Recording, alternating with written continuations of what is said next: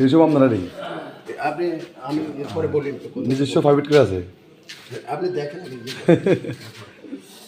চলেন না হ্যাঁ ভিডিও করিলেন তো হ্যাঁ রানি হ্যাঁ তো রানীগুলো উঠেন ওই গেটের দরজা খুলে এই যে লাইট লাগিয়ে দিয়েছে সব কোন দিকে লাইট লাগাতে বলতে লাগে এই ভিডিওতে করে